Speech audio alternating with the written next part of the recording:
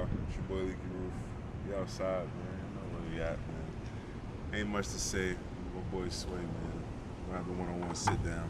Tap in with me, man. I know what's going on. JB. The feats. You mean these things, man? Them bad these boys. Out there, man. Them He's bad little, puppies. You're the only streetball person, or respectfully, non-professional player. You're the only non-professional player I know to have his own signature shoe. And we ain't talking Drake and them. We ain't talking, yeah, we ain't like. But think about it, though. I'm in a class with them. Yeah, because they got, you got your own, and you don't hoop professionally. We'll get to that part of the pod later, but your shoe says Leaky Roof on the front. Flushing Queens on the back. Flushing Queens on the back. And it's and one. Like, respectfully, there's levels.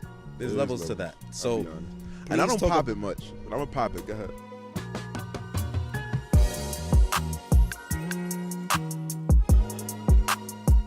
And we're back here. Once again, another installment, SwayReportingLive, one-on-one sit-downs. Respectfully, y'all should know where I'm at. I said that the past few times you see certain locations when I take the pod on the road. Mm-hmm. We have promenade houses. And if you know this court, then you know who I probably will be interviewing. The one and only Leaky Roof. What's the word, man? Talk to me, man. Introduce yourself to the people and how you been? Chilling, man. It's Leaky Roof. Feeling good, man. It's good to be home. It's good to be in my domain, be here comfortably, you know what I mean? With the lawn chairs out. Yeah, feeling real, I mean. So, Leaky, what I like to do usually when I get guests first time on the show, how we met. I don't know if you remember. Talk to me.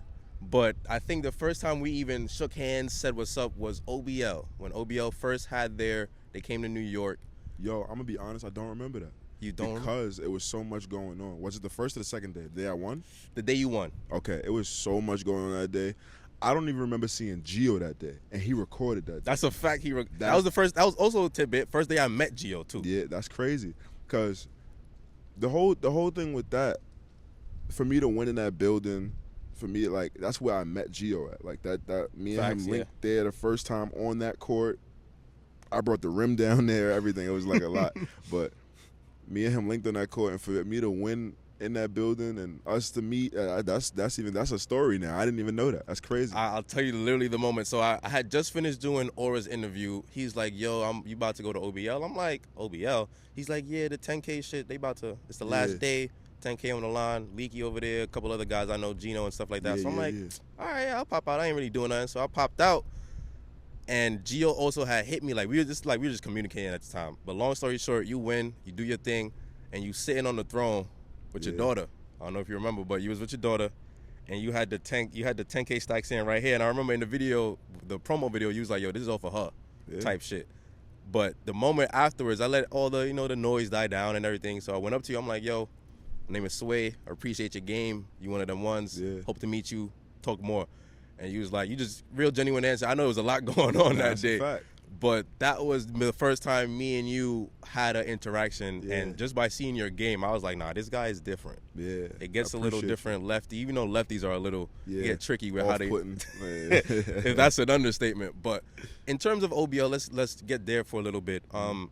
One-on-one, right? We look at these parks. Leaky Roof is one of the guys that pulls out a move that some people can't really imagine doing at that moment, instinct almost. Yeah. What was it like kind of proving yourself in New York City and even almost on a national scale as they had different things that I can be separate from the bunch? I feel like OBL really defined my career. And it's not because it's on some like I'm the greatest to ever play one-on-one basketball. I'm not jacking that. I'm just saying like to prove anything to myself, forget the city for a second. Like I got to prove something to myself. These are the people that I've been chasing since I was in high school. These are the people that I was told to knock their head off when I seen them. So this is my proving grounds. You feel me? And I took that opportunity and I made the most of it and I got the respect for it. That was something that I was always missing in my whole lineup of basketball. My whole career of basketball was like the respect. It was like if you know, you know. And then the respect is starting to come now. You feel me? I feel like it's still not all the way there, but I feel like using the OBL got me the respect I needed in the city from a certain standpoint. I mean, it opened a lot of doors. It put me in different situations just off the strength and respect. Like, people respected that I took the city. You feel me? Somebody from the city took the city, and it was damn near unexpected. Yeah. Word. I think I was an underdog in that.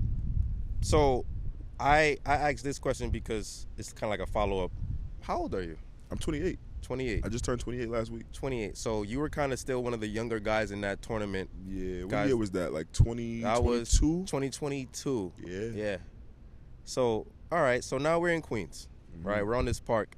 You've had viral moments on this park. You've had Leaky Day on this park. We'll get to Leaky Day.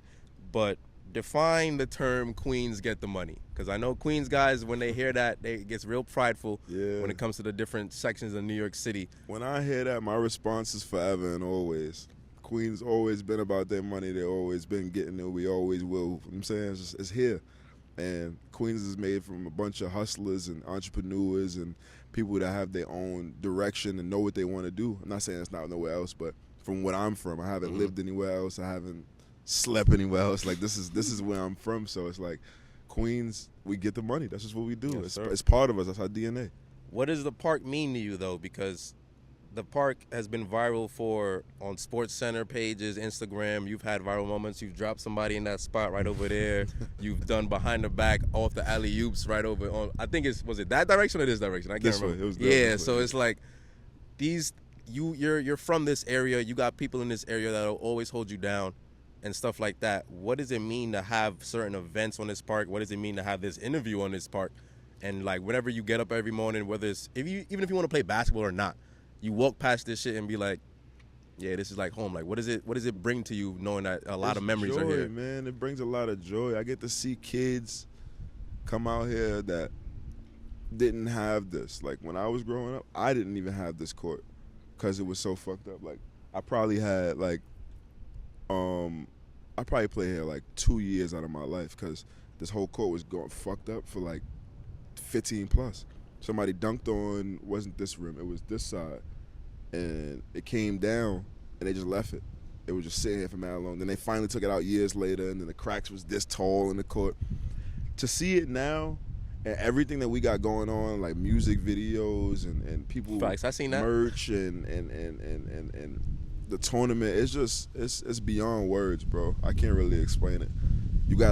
Leaky Day is the only way where you can really feel what this court brings and who comes out and you see what's really going on in my neighborhood, the talent, and this shit just for the neighborhood, bro. Like, I'm glad I was able to put a staple in the community, a landmark, so like I'm saying, like, they don't even call it a regular park anymore. This used to be called a chain courts because this court used to have chains. It's Leaky Court now.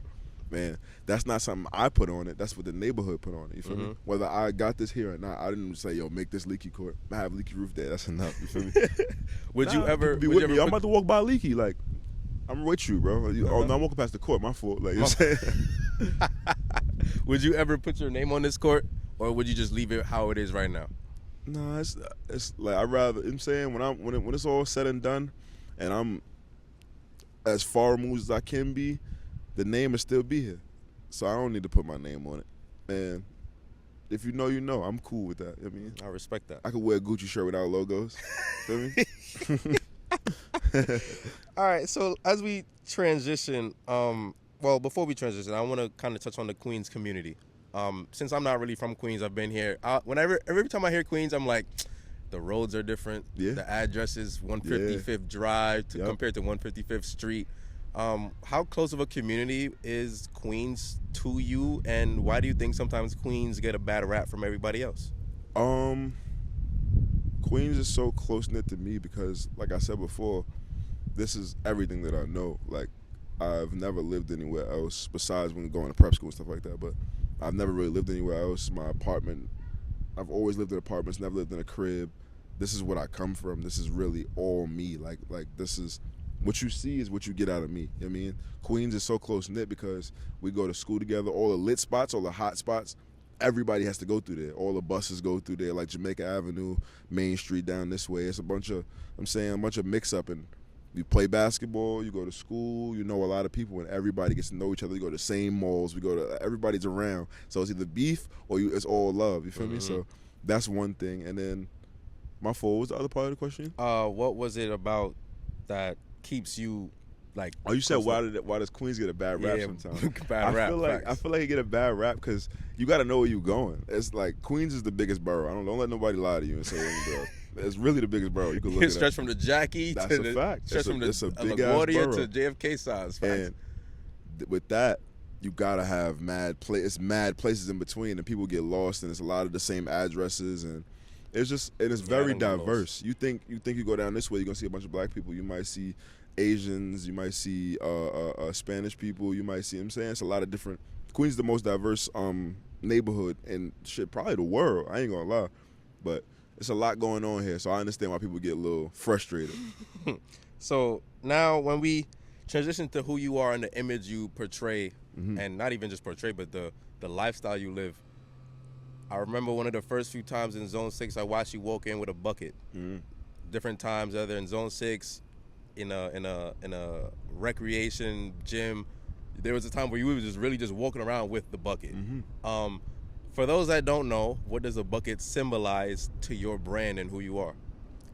Again, I don't put things out there unless I really believe in it, and that's me. Like, the bucket is me.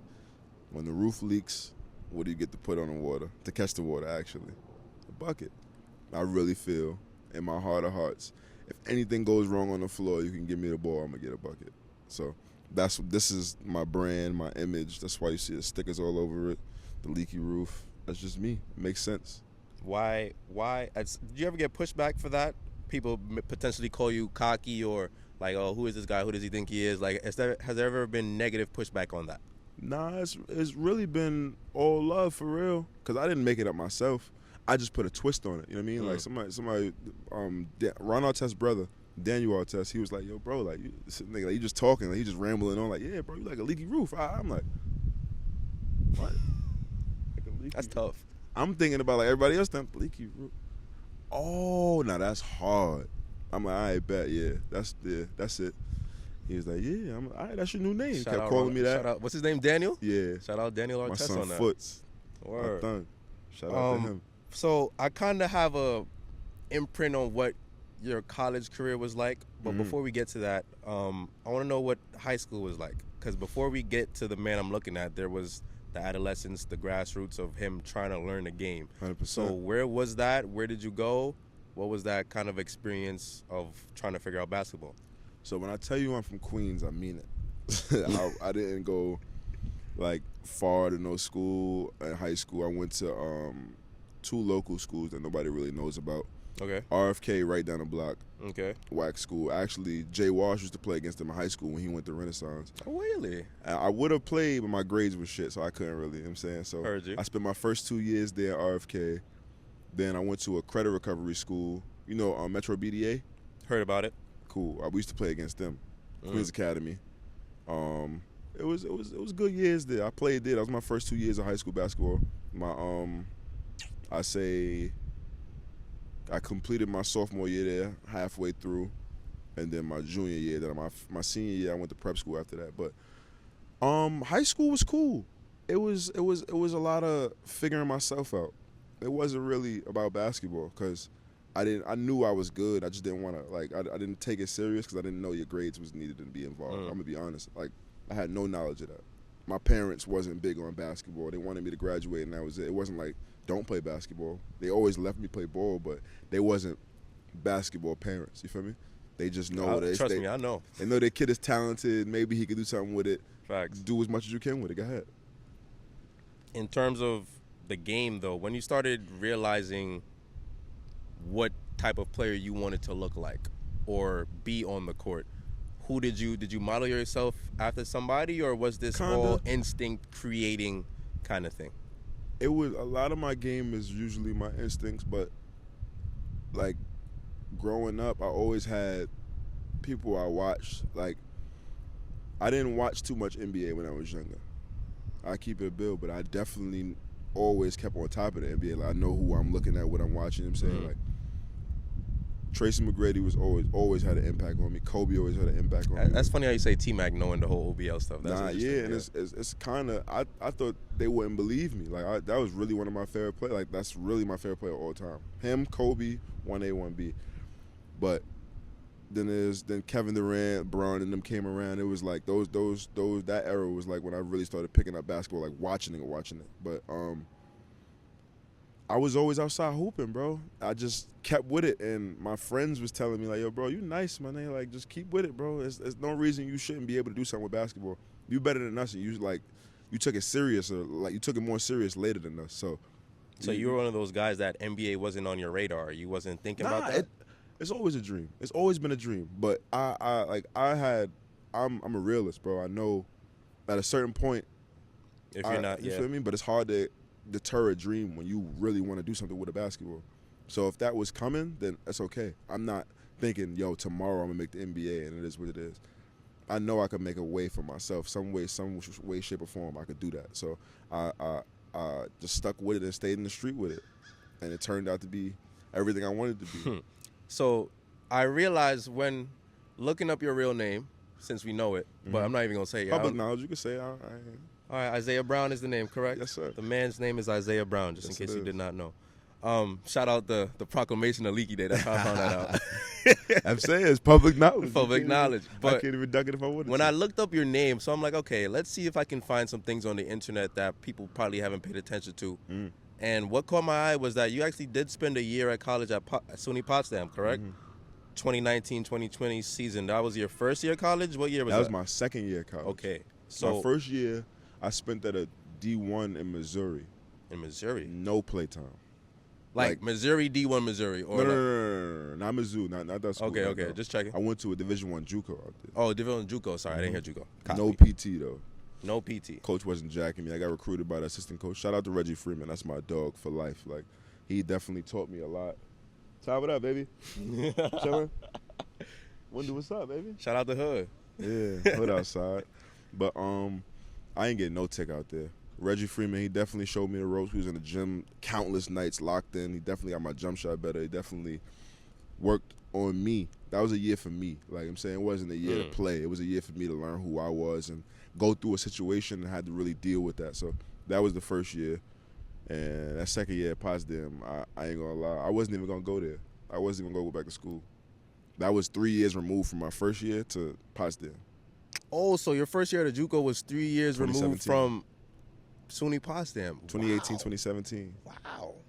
Oh, wow. Interesting. Word. So what made 16, you go 17, back to Potsdam with that gap? Was it grades? Was it personal? Was it like, talk to me. When I left Missouri, it was like, bro, I just got a full scholarship. I didn't have to pay nothing. I'm not in no debt.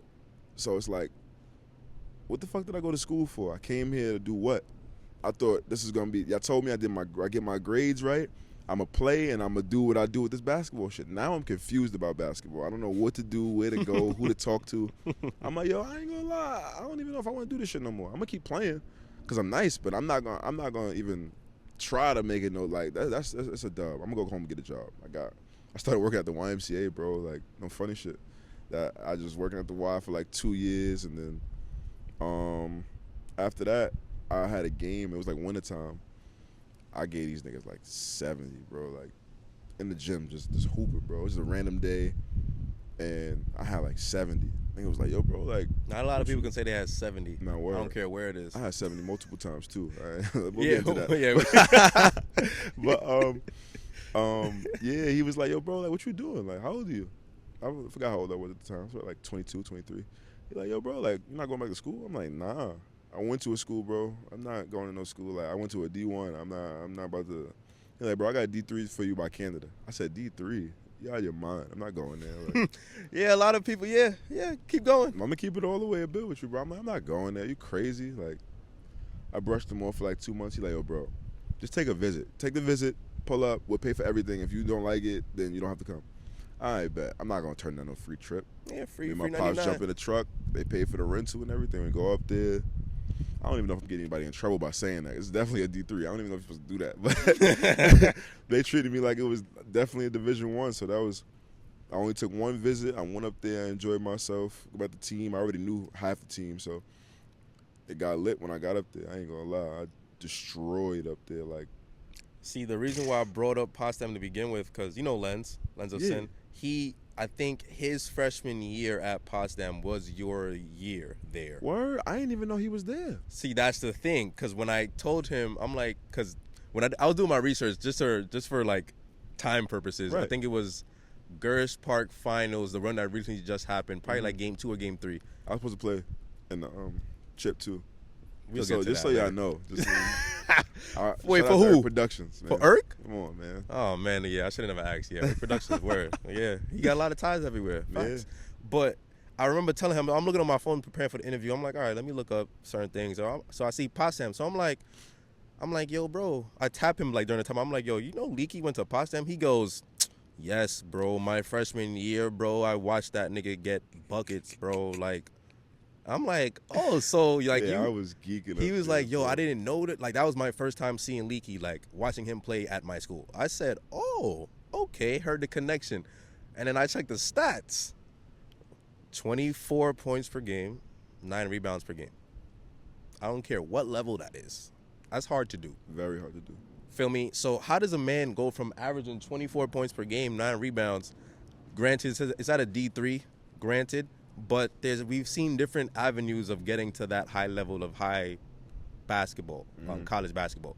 So when that year finished, or halfway through that year, when you're realizing the trend you're on, what stopped you from going back? What was the factors? COVID. I had a feeling that was the answer, but like, what did COVID mess up for you? Was Everything. it like that's not a laughing matter? Nah, that's real. But, you like, gotta laugh at it now because it's 4 years per Removed, like, yeah. removed. It's But a like, lot of people were affected by that. How nah, did it for affect real. you? And it was horrible, but a lot of people were affected in different ways. People lost family, people like lost cribs, lost stores, lost a lot of shit. And I don't know what that. I really didn't get to see what would have become from that year because it all happened so fast. I got there half of the year. I was averaging that. I didn't play no conference game. No, I played no non-conference games. So the first 8 seasons, Everything was 8 to league 10 shit. game of the season, I wasn't even there. Then Oh, I so won this is not player of even the a full year and shit season. like that. And for all of that to come to a screeching halt and not be able to, like, you know what I'm saying? It was just crazy. I had all the accolades, all the whatever I needed, but it was just like nothing I could really do with it. And I don't know, man. I tried to move again and go to Queens College. I shot myself to Queens College. Got a scholarship there, but COVID still messed that up because it was like, we don't know what we're doing with our systems and stuff like that. Classes was late. We'll try next semester. Nah, we ain't doing that. Is that a regret in your life, not being able to understand or fully reach the heights of college basketball that you think you could have reached? If I'm gonna regret it, I would probably have to go back to high school. So I don't really regret it, honestly. And the fact that I wasn't able to go to Queens College was the reason I was able to win the OBL. Because if I was in college and I had games, I wouldn't be able to make it to the OBL. That's how the world worked. Full circle moment, Yeah, for real. For real. I have a lot of those, a lot of full circle moments. Even playing in the OBL, and T-Mac be my favorite player all the time. I have his number now. Shit like that bust my Shit head every like day. that. Word. Shit is crazy. When it comes to what happened at Possum, and then now you're finding yourself as a person, as a player, on the basketball court, you're one of the few people that I honestly feel may or may not put fear in the defender's heart when they're walking up the court. Whether it's the way you walk up, size up, whatever it is. Do you think with your unorthodox style, it almost feels like you're dancing? Yeah, for sure. It almost like you got music in your ears, and you're just 100%. like, yeah, I need to 100%. get right. So talk to me about that.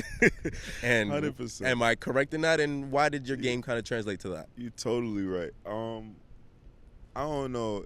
When I was younger, man, for those who know, if you're from New York, man, everybody used to get light. You know what I'm saying? Like that's a fact. everybody. So that was a big part of me. If I wasn't playing ball, I was definitely getting light. Like it was 20 plus me and my friends. Like this is why I'm so connected. It's not only basketball. Like I used to really go to these dance events. I used to really be outside. Like you know what I'm saying? So all of that plays in part of my movement. Like I could trip and I might turn it into a dance move just so it make it look, you feel me? It's just a catch, you know what I'm saying? I'm catching myself. So when I do a move, I might lose the ball, spin around and catch the shit and I'm just dancing into it. It's just like how I regularly move. It's just part of, you know what I'm saying? I just So incorporate what you telling me is your adolescence being outside, being lit, dancing, whatever, just being who you are, enjoying the things, the fruits of life is what make you the basketball player right now. I only call it unorthodox, maybe because you're a lefty, and lefties are always tricky. You know what it is, though? A lot of people, my game comes from the culture. A lot of people's game come from gym ratting it, sitting in the gym, locking in, pulling chairs up, cones.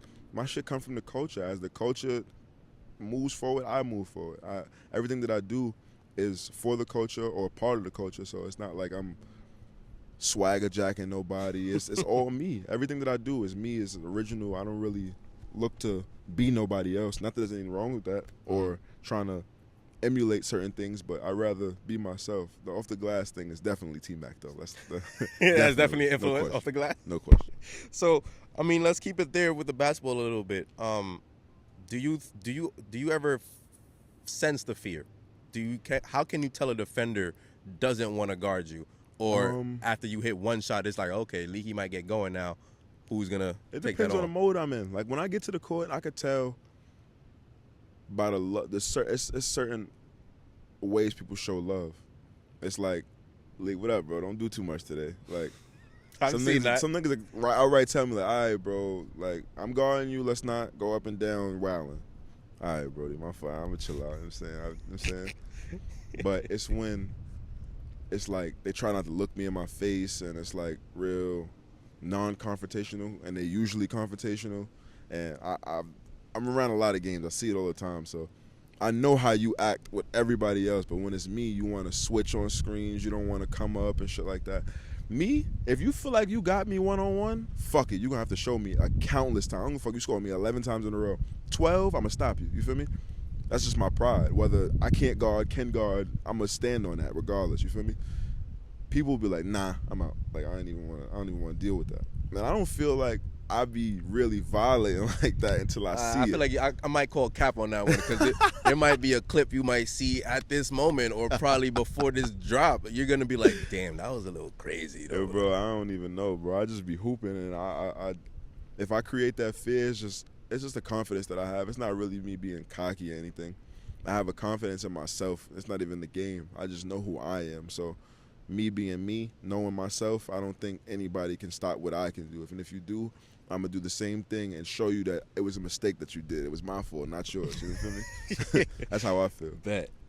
When we continue that, some of the people that probably never knew Leaky probably started seeing him in videos by Gio, a.k.a. He Got Next, right? For sure. So describe your relationship with Gio. How did that start? And there was like a run in the winter where you guys kind of like, what we're seeing now in media, kind of like, you guys kind of started that. Like, no cap, the mic ups, the just going to different parks or just different gyms. Like, yeah, I got my 5, run it. Who got it? Exactly. Feel me? So describe that moment where you and Gio became close and then started something that now New York City can't ever take away from you guys. Me and Gio linked up randomly. He had some runs, and I was like, I felt in that time, it was time for me to really like show niggas who I was.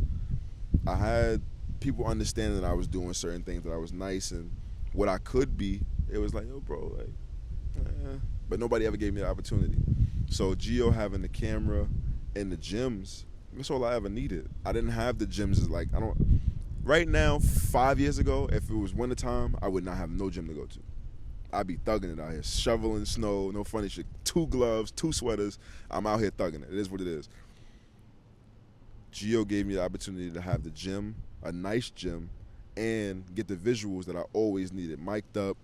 Me and him was talking like, I'm about to get a mic. Yeah, I'm about to get a mic too. So what we doing? Hey, I just bought one. Got the Rode mic. About to do this. What gym you gonna be at? We gonna be here. All right. First time we ever linked up, he just hit me on the gram. I went to the gym.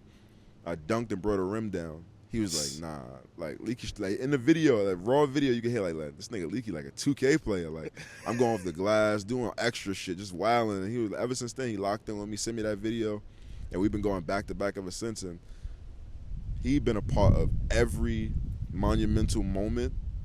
I've never called Gio and said, yo, can you pull up today? He's always just showed up, been there, and it's just been legendary. That's what I think me and his dynamic is. Like, I don't got to tell you, he just part of the legendary shit that happens, and it's like he catches it without even telling him. So that's like he's a major part of my success and the things that happen. Like, for people to be able to see it, like, on the gram, shit like that, he's definitely a major part of that. The way you just described that, I look at that, I think about that as the relationship between media and player. On the professional level, high school level, college level. And in my circumstance, I didn't have the high school success. I didn't have the college success. I'm from the streets. I'm not the biggest gangster. I ain't nobody, bro. I play basketball, bro. Real shit.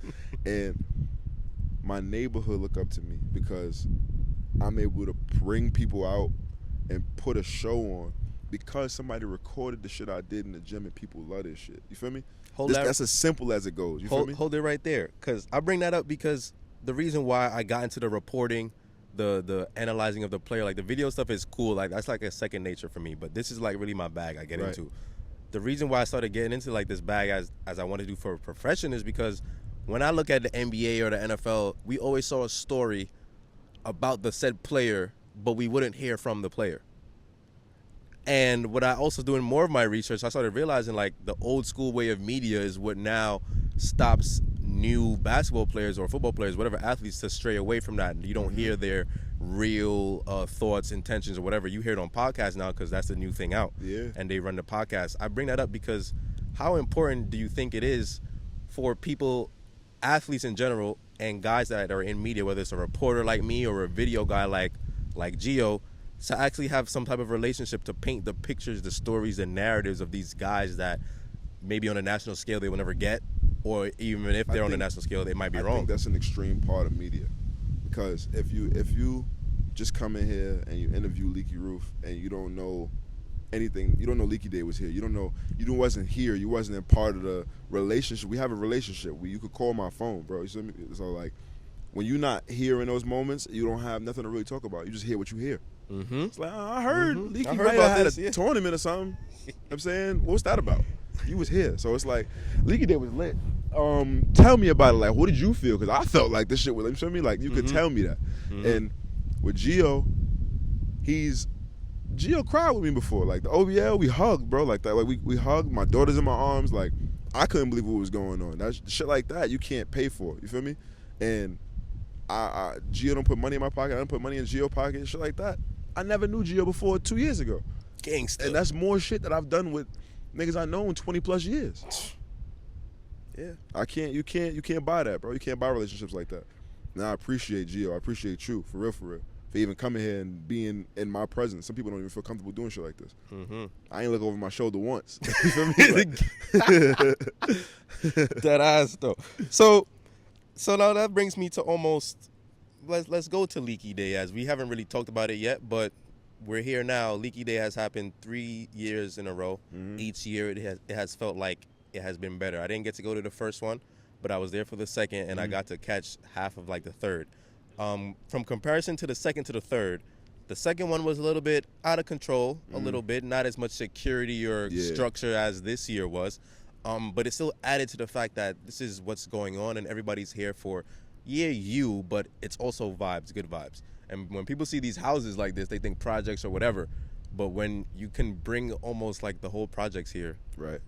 And the police is not even looking at people. They just outside just in case a dummy want to do something crazy. Right. I think year 2, that was the staple year. Like, that was the one that showed we could have 400 plus people in one space with this color, and it ain't gonna be nothing crazy. You feel me? And I keep it all the way toward the police don't really. This precinct right here. There's 2 precincts around here. This precinct don't really mess with me because it's not even on no like I'm a bad guy. It's not just respect factor almost. I feel like I have too much power in certain situations because I really deal with the youth, and some of the youth is really on that, and they don't know what to do, and they think me bringing a crowd would cause something. And I just try to show them. That's why this year I had security and things like that. I showed them with y'all being around, I can still control the situation with everything that's going on. There's not going to be no arguments. There's no fights. We got Harlem. We got Bronx. We got New Jersey. We got people from down south. We got everybody everywhere, and it's nothing for y'all to worry about. What was the makings into making this a thing, right? Because I know behind the scenes there's a lot of political stuff, a lot of signed papers, signed documents, a lot of just networking, figuring out, okay, yes, I'm trying to do this, and I will have this and that. What was the makings behind Leaky Day that people don't really know about? The rings I was ran through, man. That shit was the cost, the figuring out sponsorships. It make me tired even thinking about it. But nah, like it's a lot of politicking I got to go through. A lot of stern looks I got to deal with. A lot of cattiness. A lot of what's that word?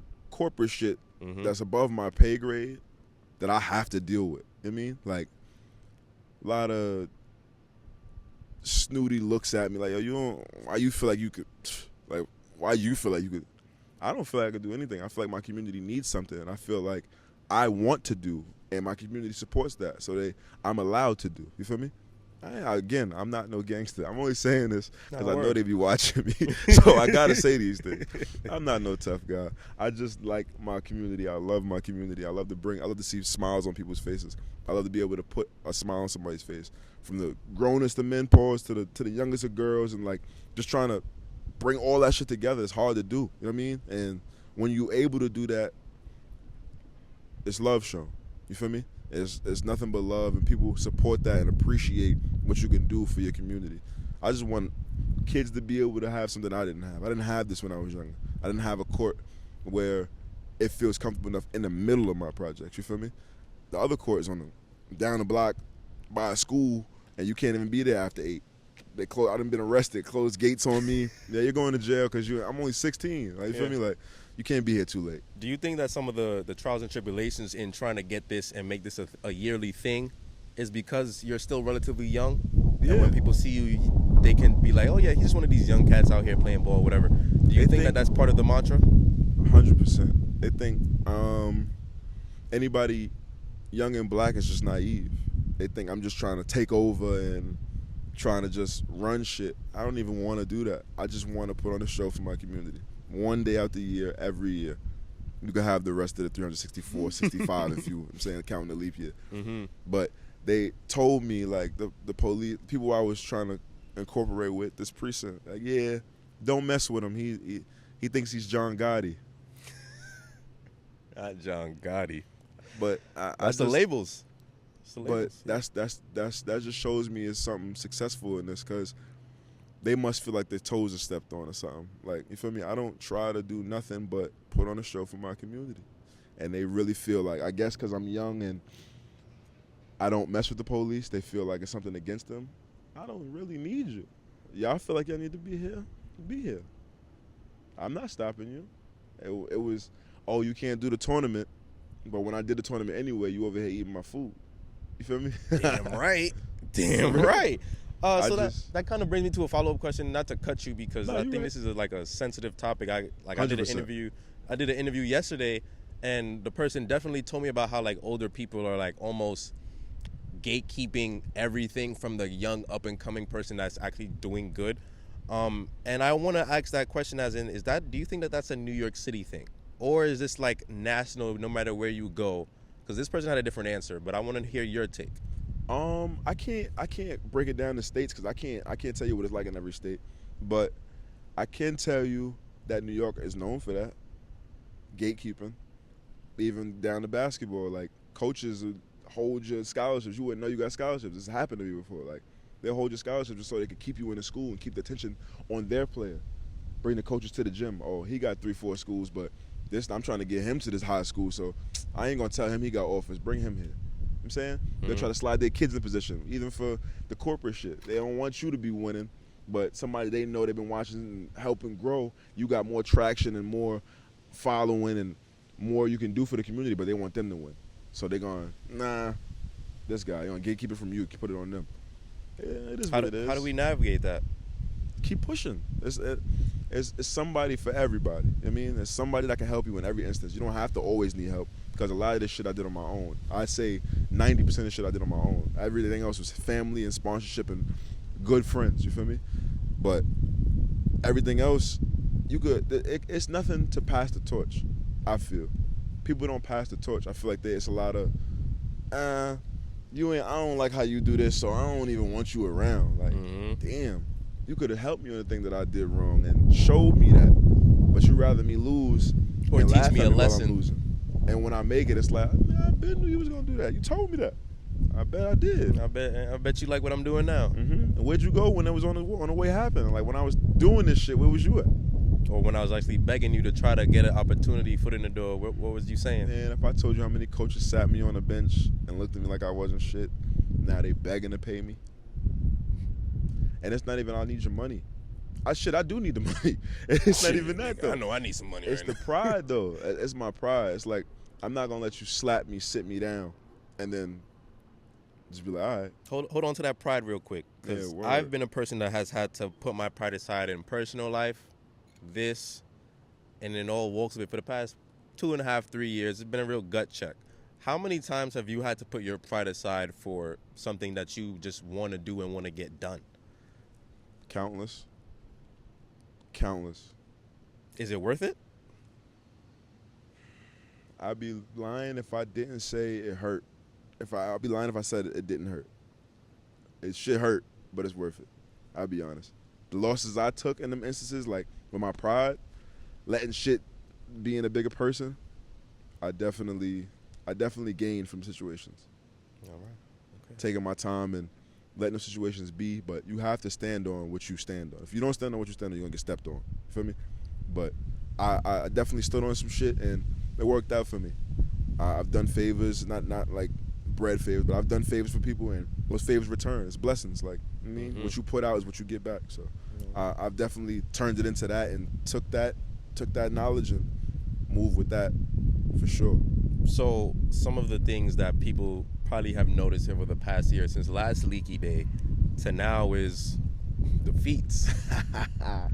You mean these things, man? Them bad these boys. Nothing, man. Them These bad little, puppies. You're the only streetball person, or respectfully, non-professional player. You're the only non-professional player I know to have his own signature shoe. And we ain't talking Drake and them. We ain't talking, we ain't like. But think about it though. I'm in a class with them. Yeah, because they got you got your own, and you don't hoop professionally.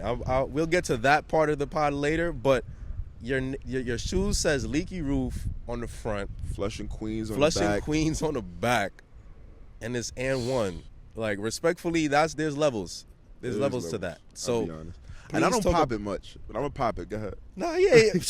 Yo, like respectfully, I didn't realize that the shoe was like a real custom shoe. Like I thought you was just regularly wearing Air Ones. Yeah. That's what I thought was happening. Nah, I was doing that at first. Yeah, facts. But then, like, being on the baseline a couple times at these different parks, I'm looking, getting my cameo shots. I'm like, all right, let me see what. I look in the camera. That shit say your name. That shit say Flushing Queens. I'm like, wait, hold on. This is a different level of NIL marketing, whatever you want to call it. How did you, Leaky Roof, a guy from Flushing Queens, young black man, get his own shoe, and you're not even 30, you're not even playing in Australia or Germany, or you know what I'm saying? Yeah. How did that happen? Please try to inform the viewers how you even got the call. I used to do a lot of commercials. I won't say what brand. You can go on my gram and find out. Yeah, the gram is heavy. I used to do a lot of commercials, and I think doing those commercials, I just put I'm gonna start from the beginning. I put my email in my bio. Let's start with that. That's very helpful. You put your email in your bio. You want to get contacted for things. People looking for you. Trying to run yourself up and market yourself. Put your email in your bio. Get your inquiries up. Respectfully. Talking that talk right now. I'm gonna keep it a bill. This is where my life changed. Bro, about to do that right now. I'm gonna give it out. I'm gonna keep it a bill. Free game. So, facts. That's one thing I did, and after that, I started getting booked for commercials, and my talent showed itself through the gram, and I got invited to the N1 Open Run in Kingdom in Forster Project, so in Harlem. So I went, and people got word of mouth like who I am, and Shane the Dribbling Machine was there. Me and him had multiple conversations over the gram. He said, yo, you really next. Like, it's been 20, 30 years since we've been doing this shit. Like, you are what we were. It's not a lot of that. And he told me to pull to the Open Run. And I did my thing at the Open Run, and then it was history from there. And one kept contacting me. We kept in contact and sent me about like 40 pair of sneakers, and it was like, yo, let's do it. How does your room full of shoes look at this point? That's the crazy thing. The illest thing is I don't ever have to buy shoes again. Like I really don't have to buy shoes. You wear your own shit or you wear whatever you have? Like you tell me that at 10, like the 10-year-old sneakerhead that I was, like what? I don't have to buy shoes. What you mean? Like it was people out here. If you walk by, he'll tell you. No funny shit. He was like, yo, like he told me since I was that age, like, yo, bro, you gonna have your own shoe. I don't know where it's gonna be. No. Oh. Bro, that's guap right there. He told me he wanted people that kept me hooping. Like, bro, you nice. Like, even CYO days, like, yo, bro, like you don't gotta like why stop hooping? Like, you gotta take your shit more serious. Him right there, him and my core group of friends told me like, yo, bro, like there's some shit you could really win from, bro. Like all the other shit we into, it ain't gonna get us nothing. But you stick with the basketball, bro. Like that should have, feel me? So I really appreciate my friends. I owe my friends everything. That's how I feel. And real shit, like that's how it go. But I don't really have to buy no more shoes, bro. This shit got my name on it. I got different colorways. Facts. This is something I always stutter up on. Like when you ask me about it, I don't even know how to explain this shit. I look at it and be like, yo, that's my name. Really be like word. I be in the mid game looking at my shoes, like, I'm playing in my shoes, like. Got the logo on it too, though, like.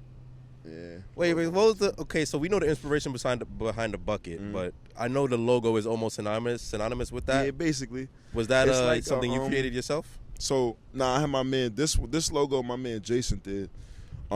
This one, it's just a faucet, like pipes in the house, like I'm saying, roofing and things like that. It's leaking, so it got the faucet. You could turn the shit off. Facts, it got the basketball in the middle, and it got the LR. The LR is really a household name now. That's the shit that's crazy. Heavy. I need a copper shirt. I'm not even gonna lie. I got you. I gotta support. We got a copper shirts shirt. on sale. Logo. Heavy. Heavy. LeakyRoofDay.com. LeakyRoofDay.com. You heard it here first, respectfully. But again, just last thing on the shoe. Was there ever a moment that what was the creative process like? Because is this a shoe model that they already had? So yeah, this is a shoe they had back in the day, but it was never nobody's specific shoe. I mean, they made it, and it wasn't like who played in them? Spreewell actually played in them. Spreewell was messing with these, and then he went to Dada.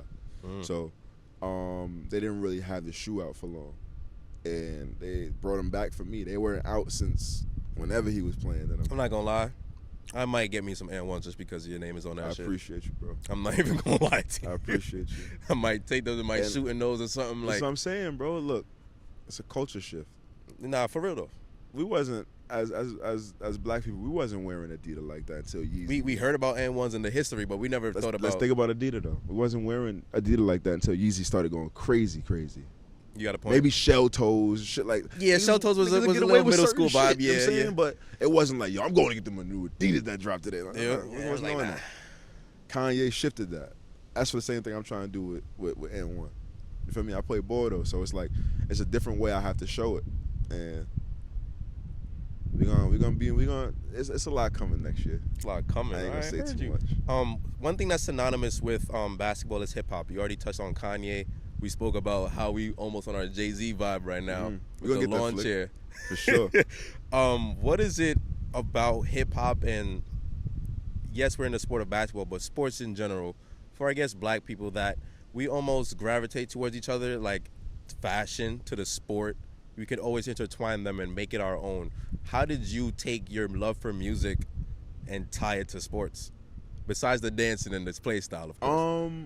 I got an old soul, bro. I was born in '96, so my parents, they're a little bit older. They always got music playing at barbecues, family barbecues, and all that shit just plays well together. I'm playing over here, and that music is just going what I'm doing. It's not even like I'm trying. This is really I shoot a shot and I'm hitting every beat. My dribble is to the beat. It's like, damn, what the hell? Like, and he's not exaggerating. It gels well. R&B and hip hop. That shit just goes well together, and it's part of the culture. The culture is very important. Our culture is extremely important. It can't be erased, and it put a smile on my face to see how well that shit go together. You feel me? Like being able to make a move and put my favorite song on top of that to make it even better. That's like that's hand in hand. It's how you can really, you know what I'm saying? Facts. That's fire to me. Whether it's R&B, we can slow it down. We can do however you want to do it. It goes hand in hand, man. That's why I'm making music now. It's like I love this shit. I mean, I started making beats. I made beats, and then my man started making beats for me, and then I just started making music. My little bros and all of them kept me in the studio. Speaking of beats, you out here rapping. You got a few songs. I think you got a tape out, right? Yeah. Yeah, you got a tape out. Yeah. I ain't finished the whole tape. I know a couple songs. I won't lie, but got a few. But why is that the route you decided to take? Is this fun? Is this something you think you're intertwined with your everything that you got going on, known as Leaky Roof? Is this just a side quest, maybe? Like, what is this? I don't know. Music is fun, bro. I've always been around music, so I wasn't. My friends rap. They rapped, and I've been around a lot of people that do music. My brother used to manage a music group. There's just a lot of shit, a lot of music around me, and dancing and all that shit incorporates. So I just picked it up, and my little bros, like, not to say it like that, because we just had a conversation about that. The term little bros. Yeah, my little brothers, they heavy on the music, and I would go to the studio with them, take them to the studio. They need a ride. We just spend time in the studio, and I was rapping before, just making music for the fun of it. My friend, I always wanted to make a song. You know, I want to make a song one day, type shit. You know what I mean? We all go to the studio. I just stayed in the studio with my little bros. I mean, we just kept making music, and they needed a certain push that I needed with basketball. Somebody to just tell me to do this shit. Like, come on, like we could do this shit. Like, let's keep going. And we locked in the studio. Now they way further than they ever thought they would be. Just popping out to certain places and going to the studio, making this song, playing it here, people fucking with it there. And it's just like me making music, make them put their shit out. Like, nah, this is what we want to do. So that's me being on top of them, me putting music out, applying the pressure to them. You feel me? So I'm also having fun with it. So I'm going to keep doing it. You feel me? I found my own passion within it. It's fun. Yes, sir. So as we wind down, I do have some personal questions. All that basketball stuff can now go out the window. Personal. In this thing called life, we have moments where there are gut checks, death in the family, accidents, whatever it is that tricked you out your spot at that moment. Is there a moment where you probably looked at life, not really life, or whatever you got going on, and you was like, yo, I don't want to do none of this no more. I might just want to hide from the world or something like that. Like, was there a very low moment that you just didn't know what to do yet? Yeah. All through COVID. I think, right before, like, I'd say right after Potsdam. I was lost, bro. I didn't know what I was doing. Like, remember, I took a 3-year hiatus off of school, go back to school, have the best year of my life. Then the world ends, basically. It's like, what the fuck am I about to do? All I know is basketball. So it's like, all right, I can't even go get a job right now because everything's shut down. It's like, what the fuck am I about to do? I'm lost right now. So that's when I started shopping myself to Queens College. Then Queens College dubbed me, basically. It was like, yo, bro, I don't know what I'm about to do. And then my daughter was on the way. So I'm like, I'm fucked right now. Then OBL happened, and that shit changed my life, bro. And all I could do was pray, bro. For real. It ain't nothing but to pray and stay on the ground you've been on. If I can give any advice in my downest of times and my worst of times, it's to stick to what you know. Do what you do and grind that shit out. Don't give up. That's the best advice I can give, because I have my own shoes on my feet because I ain't give up. You got a leaky roof and one bucket next to you because I ain't give up. Gangsta. Real shit. I'm going to bring this in my crib. My mom's going to be like, yo, what is that? Yo, chill. Don't put nothing in it. And it's not even like it's the craziest thing in the world. I have a bucket because I was carrying this shit around. Because I was carrying that shit. I spray painted this, bro. Look at the inside of this shit. Yeah, because I remember it was white. Look at this it was shit, whitish, bro. yeah. I spray painted it, bro. Threw facts. stickers on it. Shit got orange chips from scraping this shit. Like, this is out the trenches, bro. This is shit. Now we got corporate people making shit for me because I did this shit and I didn't give up. I can only thank God for that, bro. Real shit. Real shit. Honestly. Well, I guess this question almost is synonymous with that answer, but what is your biggest accomplishment to this day? Me remaining who I am through all of this shit. I can say that. Besides my child and the actual things that I'm doing if I break it down, remaining me, that's the toughest thing in all this shit. Because people will make you turn into different things. Money will make you turn into different things. And stress, everything, yeah. You got to take this shit with a grain of salt and keep a smile on your face. You never know who watching for real. So it's like you could walk in a room with a depressed face and they be like, I ain't fucking with him. You walk in with a smile, you might walk into a check. You never know. So when I hear Leaky Roof, when I hear Isaiah Brown, when I see the logo, when I see the demeanor that you have outside, what should people think when they hear your name and see your face? That's a beautiful question. Ask it again, please. That was beautiful. More than my child, I never heard anybody ask no question like that. Go again. I want to. So once again, when we think Leaky Roof, we think Isaiah Brown. We see the logo, we see the feats, we see the bucket, we see how he portrays himself outside. What should they think when they hear Leaky Roof and when they see your face? Trials and tribulations, but a warrior. That's what they should see. What they should think,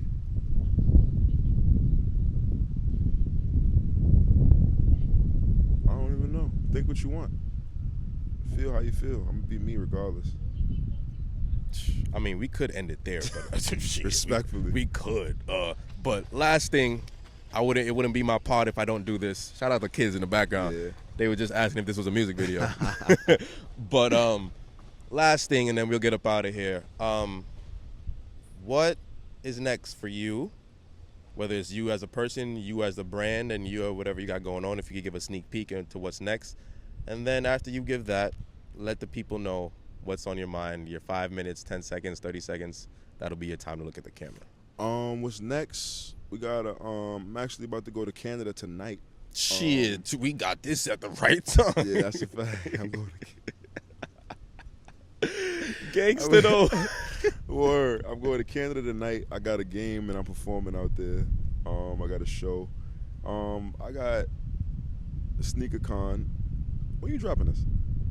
It's up to you. If you want me to drop it at a certain time, we can make it happen.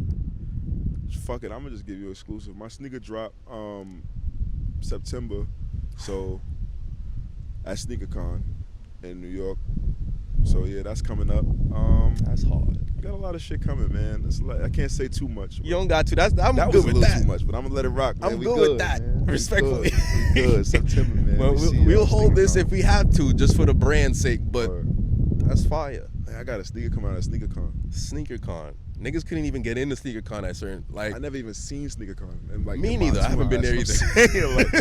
This shit, it's a lot going on. We just see man. this shit on videos. For all right, culture, well, last but not least, this is your moment. Your 30 seconds, 5 seconds, 5 minutes, whatever you got. Just look into this camera, whatever's on your mind, speak it, and we can get up out of here. Hey, man. It's a message to the kids. It's a message to everyone, man. Be who you are. Continue to be who you are. Keep winning. Keep striving. Keep guarding your life. Yeah. You know what I'm saying? Just keep being you, man. Keep being great. To the women out there, keep being great mothers. To the fathers out there, keep being great fathers. And if they don't believe you, show them. That's it. I appreciate y'all for the support. Leaky Roof is for the culture. Don't ever forget it. Appreciate Sway. I appreciate, look, they don't come out here. They don't. You out here, I appreciate you. Sway is that dude for coming and sitting in the middle of the peas with me. You're not a fraud, man. He that dude for that. I appreciate you, brother. Real shit. Appreciate you for being on the show and yes, sir, taking it for real seriously for me and giving me a chance to tell your story. Appreciate you. There's one thing I forgot. The man is a girl dad. Shout out all girl dads. Trudy, I love you, mama. You yes, know that. Say her name again. True. That's my baby. Truee, not one E. True. That's my baby. True Princess Brown. It's my heart right there. We're going to have a shoe with her name on the next, too. Yeah, that's another exclusive, but at this point, we might be giving out too much exclusives. Word. Leaky Roof, SwayReportingLive, one-on-one sit-downs, another great episode. I hope you guys learned something about this man that you didn't know, and hopefully you look at him in a different light than you used to, with more respect on his name. I think it's well duly noted. Appreciate you, bro. Appreciate you, my boy. Good. On that note, we out of here. Yeah. Woo!